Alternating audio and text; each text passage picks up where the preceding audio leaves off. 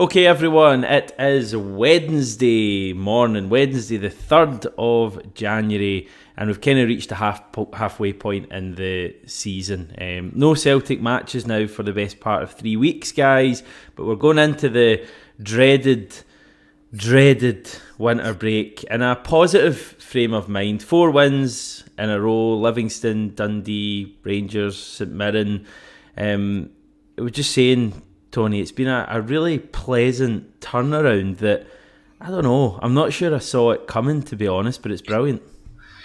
We spoke after the Hearts game, didn't we? We were targeting 4 wins.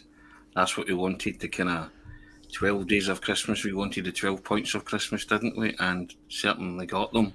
And we were talking about mood music and feeling a lot better about ourselves. I'll tell you what, I think all three of us and every Celtic supporter will agree, we feel better about ourselves now, don't we?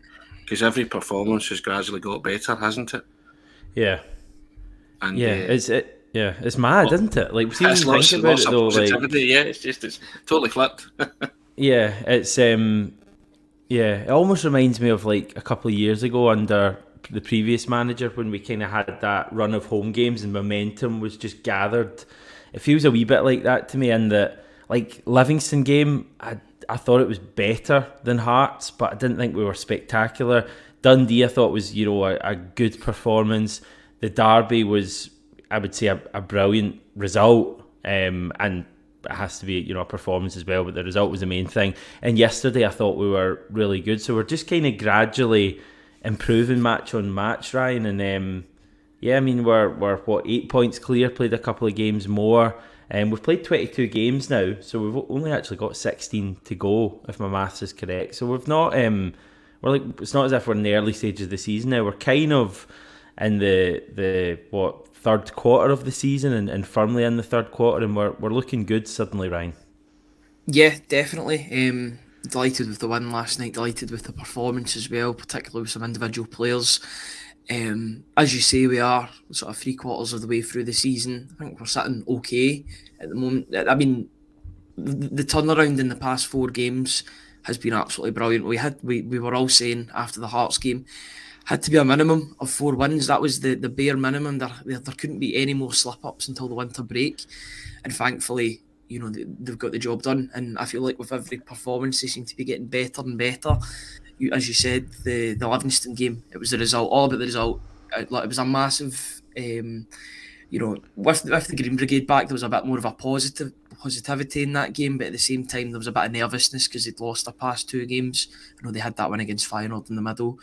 The Rangers game was massive. Dundee was a good performance as well. And then I thought even last night there was improvements to the Rangers game. For example, dealing with 10 men on the park, they dealt with that a lot better than what they did against Rangers, so that shows that they're improving. I know it is a bit of a drop down in quality in terms of the teams, but St Mirren are just off the back of a really good result against Aberdeen. And Celtic did all their work when 11 men were on the park. Stephen Robinson came out and said that it's the game was over at 2-0 when it was 11 on 11. The 10 men was just academical, really. It just made sure that Celtic had definitely won the game, but all the work had been done before then. But so yeah, I'm delighted with the result last night, delighted with the performance, a couple of real standout performers once again. And yeah, everybody goes into the winter break in a really good place. I think a lot better than what it was 2 weeks ago, that's for sure. Certainly. Hello everyone in the live chat and people watching afterwards. Good to have you with us on this Wednesday morning. I've got a wee quote from Brendan Rodgers just on the kind of upturn. I'll give you that in a wee second. First of all, as you can see, video brought to you by MPH Group and Navien. MPH Group are Scotland's award-winning family-run all-trades specialists covering mainland Scotland, and they have an enticing Navien Boiler Winter Promotion just for you.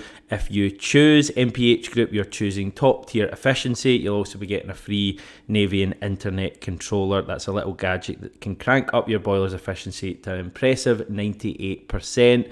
Navien, we know about them. They're gunning for Product of the Year at the H&V News Awards, the Oscars of the heating world. You can get flexible finance options as well with MPH. Thanks to them for sponsoring the video. Yeah, that quote from Brendan Rodgers. Sometimes you need that To have success, you need to have that bit of adversity. How the players have responded to that has been fantastic.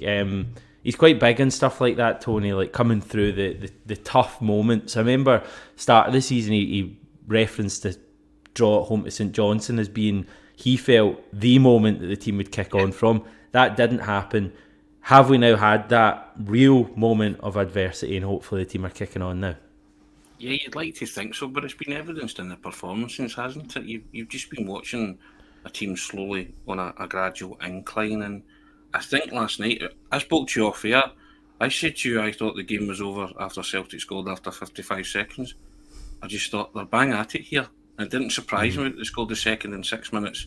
It's definitely over then, and it's just about game management after that, and how many did you think it would be, and so that was a tricky game because you've coming off the high of a result against your rivals, and there is a come down. There's no doubt about it, but they kept that tempo high. They got the job done, in the first 10 minutes of that game, really, and and then other guys started to impress, and other players come back. You saw the Hati, and you saw what it meant to him at the end with that embrace with Brendan Rodgers, and Ryan putting out there that he said he was very emotional about that. So I think that was an emotional moment for the Celtic supporters as well. But Rodgers is big in that, and I can only imagine he would be saying something uplifting to Hati in that moment as well. So it's his forte, it's what he does, and it's not platitudes, and it's not lip service. He genuinely believes everything that he speaks about and what he says, and he chooses his words carefully. Brendan Rodgers in these moments, and that's why I talk about him and Ryan speaks about him, and you'll think that too. That's what I mean by an elite level manager. It's not just about results, it's about everything else that they do to influence a team to go and get results. After the Hearts game, Celtic have been written off, haven't they, by a lot of people. That was it. It was, I'll put my hand up. Like I had real doubts. Yeah, okay. Fair enough, that's only natural. So by elite level, that's what you do. You come back. We spoke about how important it would be to get 4 wins, and the difference in those wins. Livingston, okay. Dundee, much better. Rangers, great result. You can argue about the performance, but I thought the performance was there as well. And then last night, a performance too, and you can certainly pick a lot of individuals, Narovsky, Bernardo, O'Reilly. You just seem to be talking about the same guys, don't you, on a loop. You'll go back scoring spectacular goals. So everything that you wanted to happen in those 4 games happened. And I think a lot of credit has to go to the manager for that. I have to say that. Yeah. I think the manager really has had that. I spoke about it at the time after the Hearts game, had that kind of, cards on the table, air your chest, let's get this thrashed out. That has to have happened, because this is night and day from what was served up in those 2 games against Kilmarnock and Hearts, which produced those 2 defeats. So, and long may it continue, Hamish, long may it continue. Yeah, I mean, probably it pains to point out that we've won nothing, and we're in the midst, still in the midst of a really, I think, a title race that I think is going to go, if not right to the wire, is going to go, deep into the season, the split, etc. I think there's going to be, ups and downs. It's that kind of season, I think now. That hasn't changed at all.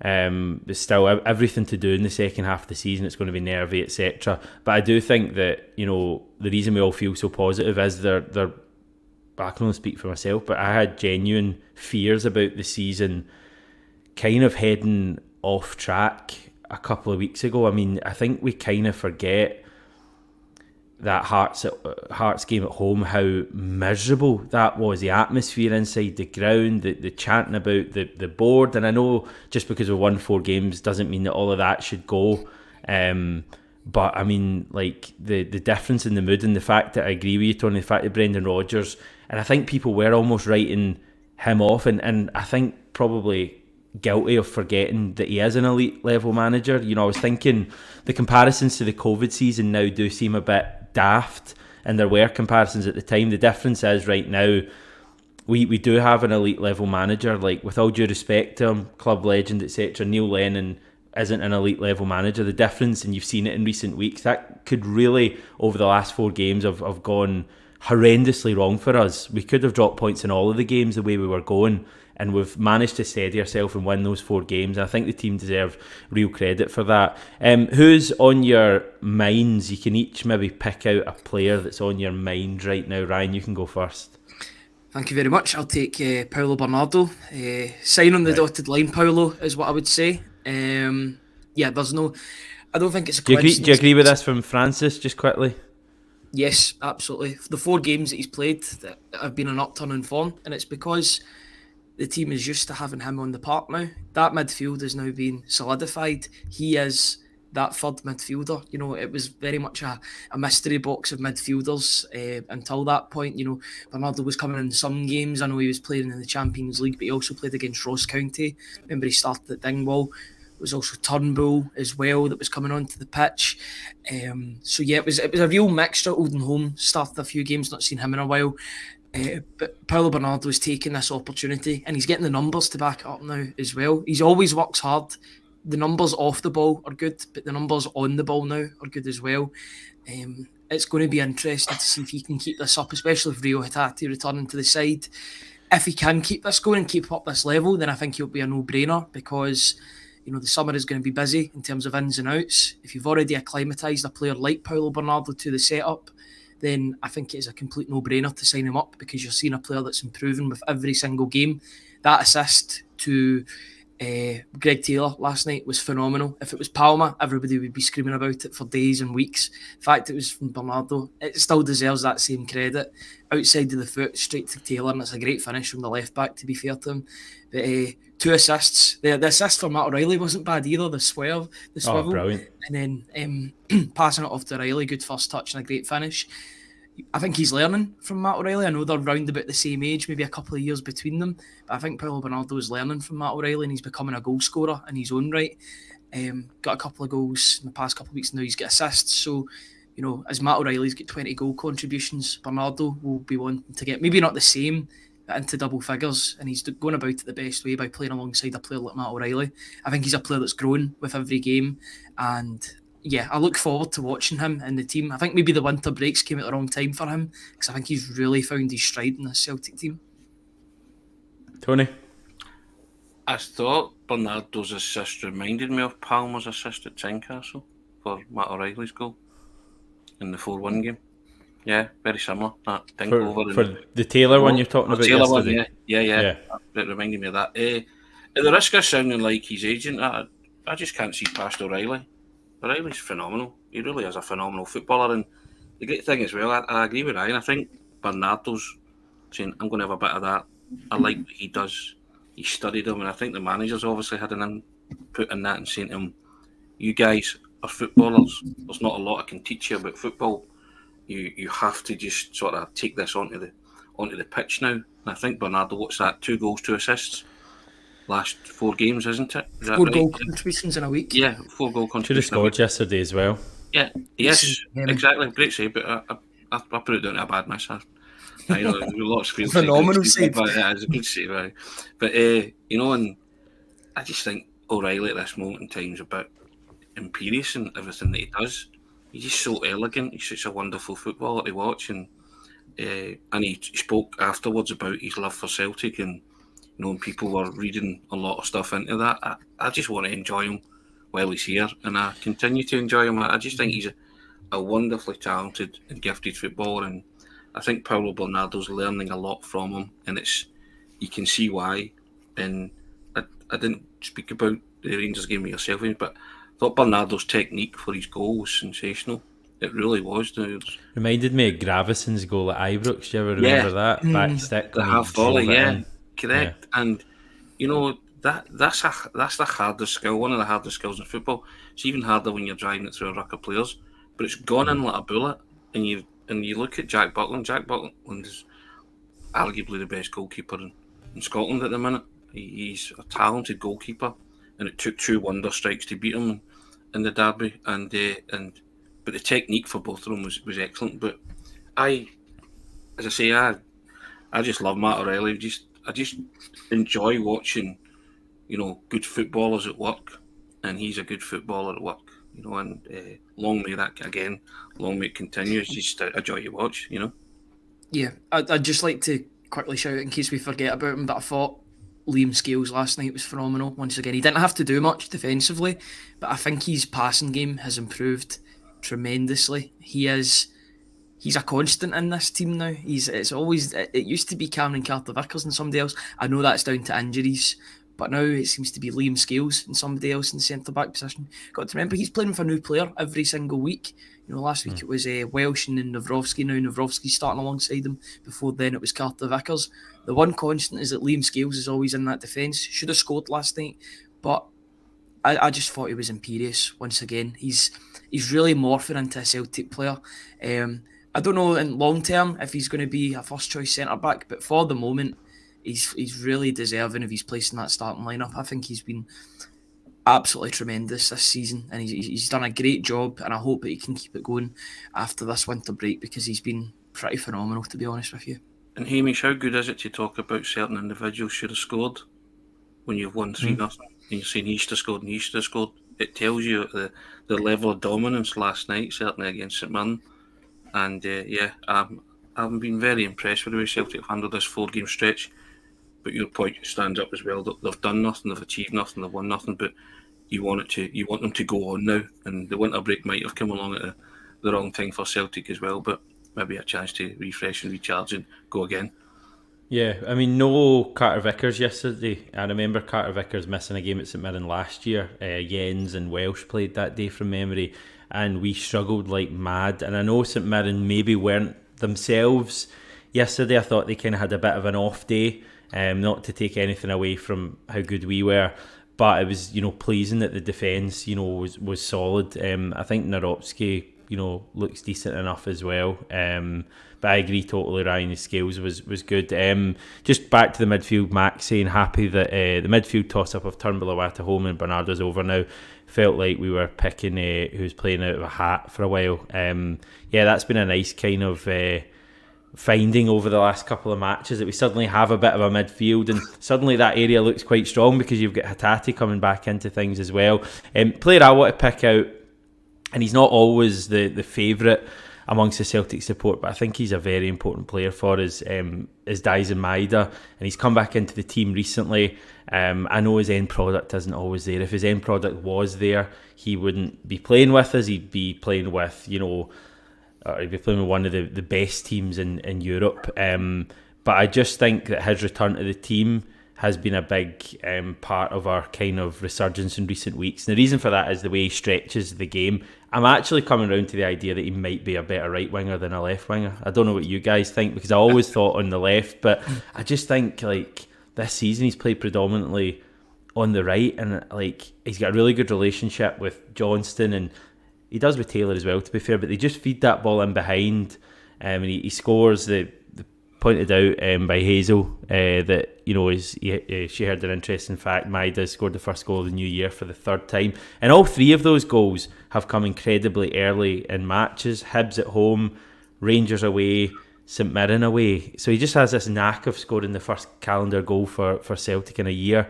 But I just think that he just gives us like a kind of urgency and a kind of desire to get in behind that Yang and Mikey Johnson don't. I think they come to the ball, and Palma comes to the ball as well. Maeda, I know he's maybe not always the prettiest player to watch, and I know he can be frustrating, but I just love his intent, and I think he's a very, very important player for us.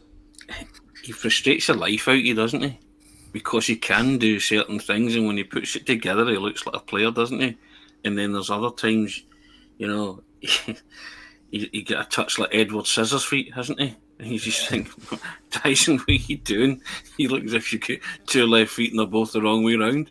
I just, that's what gets to me about Dyson Maeda, because you don't know what you're going to get. But when he does put it on show, Hamish, like he did last night, he's very effective. And as you say, you could see him function for one of the better teams in European football. But he got a finish on him. You know, he was cool as a cucumber last night running through, and the one at Ibrox, it was cool, and then the one he slotted away at Celtic Park in his first game, and you say to yourself, Dyson, you're just left scratching your head with Dyson Maida. Some of his crossings just bewildering at times. You take the rough with the smooth with Dyson Maida, don't you? You You know what you're going to get with but him. That's why he plays, because you just know he's capable of doing something brilliant, and conversely doing something dreadful. But I think that's as you say, you do take the rough with the smooth with Dyson Maida, but when he functions, Celtic function. He's a different kind of player to this guy, but has he got a bit of Samaras about him? In that when he's on it, the team is on it most of the time. Yeah, I think there should be a Samaras sub introduced. I always said this because you knew within the first 10 minutes what Samaras you were going to get. He was either going to be a world beater or look like he's never touched a football before in his life. You could say the same for Dyson Maida, although maybe not to the same sort of game-changing extent that Samaras did it. I always remember when he was on form, you knew something was going to happen. You look at the Samaras derby at Ibrox, that New Year game where he completely dominated proceedings. Maida's not the same player, but what you definitely get from Maida every game, regardless if he's having a good or bad performance, puts in the hard yards. Always, he's always running. He's always doing that selfless job. He'll have the most distance, or one of the players with the most distance on the football pitch, and that's great to have. Brendan Rodgers spoke about it. Brendan Rodgers absolutely adores Dyson Maida. He said it at the start of the season. He loves what he brings to the team. He says he's better off as a striker, but obviously due to the fact that Kyogo plays in that position, he's not going to be playing there very often. But as long as he's in the team and he's making those hard yards, making those runs, then he'll get chances. And when he's got a player like Matt O'Reilly next to him that can slot the ball in with such precision, then it's an easy night's work for him. But I thought his overall play was good the other night, or last night rather. He's just a hard worker. He's a grafter, and I love to see that. I thought he was definitely. It wasn't difficult to be the best winger last night, unfortunately, because Palma on the other side was not good at all. But Maida was good last night, and he deserved his goal. It's good to see him back, fully fit from injury. Hamish Gordon Strachan used to bang on about being a good teammate, and I think Maida is a shining example of that. I think he's a brilliant teammate for that work ethic that he gives. He's just a team player, and the manager will love him, and I think he'll be very popular in the dressing room because the players will love him, because that's what he is. He gives that work ethic, and it's not for himself. It's not about He's not a selfish player. He's a team player, and I never used to understand what Strachan meant by that, but I understand it more now. There are guys in your squad who are good teammates, great teammates, and I believe that Dyson Maida fits that role, which is why the manager loves him, because he'll say to a lot of the guys, take a leaf out of his book. Good, bad, or indifferent performance. He gives me everything, and he does it for the benefit of the team. And I think he's a vital cog in the team, isn't he? But when he scores goals and he does put in performances like he did last night, then it kind of raises him above, doesn't it, at times? And that's I would love to play alongside a guy like Dyson Maida, So because he's everything is for the betterment of Celtic and trying to get them results. So again, I admire that about him. Yeah, he's happier when his teammates score than he is a lot of the time. He doesn't ever really celebrate his goals. I think you'd be surprised though if you go back and look at how many goals he scored for us. I think it would maybe be more than you would think. I think he's got a habit of kind of scoring some kind of big goals for us. I love him, but he's he can still be frustrating at times. Can we just clear this up? Hopefully we don't get any falling out here. The red card for Toyosi Olasanya. What was the thoughts? The most clear-cut red card you will ever see. You cannot stud a goalkeeper in the face and expect to get away with it. I thought a yellow card was lenient, and then when VAR, you knew when VAR was getting involved, it was a red card. I've seen the replay, and it becomes more and more of a red card every time I watch it. It's a fair play to Joe Hart. He gets straight back up. It's not as if he's milking it to try and get the player sent off, but it's a stone waller, and there's people complaining online at half-time. I know Chris Sutton was saying that it wasn't a red card. Of course it's a red card. You cannot put your foot that high and stud a goalkeeper. It was a red card probably 10 years ago, and it's even more so now. I've got no doubt it was a red. I thought at the time when I saw it in real time, well, for the first time, I thought it was harsh because I thought he's entitled to go for the ball. But when I saw it again after replays, Joe Hart's punched the ball. He's came through after that and caught him in the face, so it's a blatant red card. So these people saying it was harsh. At first viewing, I thought, oh, that's a bit harsh. You know, the guy's going for the ball, but Joe Hart has clearly punched the ball and he's came through, you know, split seconds after that and caught him in the face. And I thought Joe Hart's reaction was excellent. He was trying not to get a fellow professional sent off, and you saw his face. They had a close up of his face, and it was all red and puffed up. Yeah, and it looked like a sore one. And you know, so I again admire Joe Hart for that, because I think he did everything he could to not get the boy sent off. But the minute VAR intervened, you knew it was only going to go one way, because it looks nastier when you see it after 2 or 3 replays. You gave him the benefit of the doubt. The first time you saw it, you thought he's going for the ball, but when you see it again 2 and 3 times, it's, you know, it's a studs high face challenge, has to go. I was in the press box, and as soon as it happened, I was like, "This is going to get checked by VAR." Yeah. It was one of those incidents that you knew once the play stopped. I thought the play could have been stopped beforehand anyway because of Alistair Johnson, because I think he gets a knock right before that incident happens. But then, you know, that transpires, and once it goes to VAR and once it goes to the monitor, which was getting covered by the rain, the rain was pouring down, so they had a cover over VAR, so they unearthed it, and then they were looking at the VAR. Yeah, it's one thing that really surprised me is how close it was to the pitch as well, as if it's tactically put there to maybe get some balls off of it or try and get it destroyed. Referees are lazy. Where would you have it? Would you have it back in the dressing room? Is that what you're saying? I like it. You want them to work for it? Park where it is. Yeah, do a wee sprint and then back. But then again, I do like seeing the referee over there. You can see that he's clearly in contact. But I like where it is at Celtic Park. It's just sort of hidden away. You can't really see it, but you know it's there. Yeah, I thought it was a red card, a definite red card. I couldn't believe some of the stuff I was hearing and reading online. I remember Joe Hart taking a really sore one last season at Tannadice. I think it was in the 9-0 game. And I thought that at the time had been, I don't know if VAR was even in it that stage. I don't think it would have been. Also remember David Turnbull being sent off against St Johnstone on, I think, Boxing Day or Christmas Eve last year for a very similar thing. So I know people might look at it and say, you know, there's no intent there, but I don't think, well, I think part of the red card definition is endangering the safety of an opponent. And that's certainly, I mean, if that's not endangering the safety, it is. So, and if it had been Kyogo on the St Mirren keeper and we had gone on to drop points, we would all, of course, be saying the exact same, because we're honest people, aren't we? Yes, indeed. Yes. Whose dog is that going mad? It's mine. It's always mine. I've got 4 of them, Hamish. So it's always That's one. all right. So people were watching this Hati and Rogers stuff at full time and obviously not jumping to any conclusions at all. Oh, Hati's definitely away in the next few days.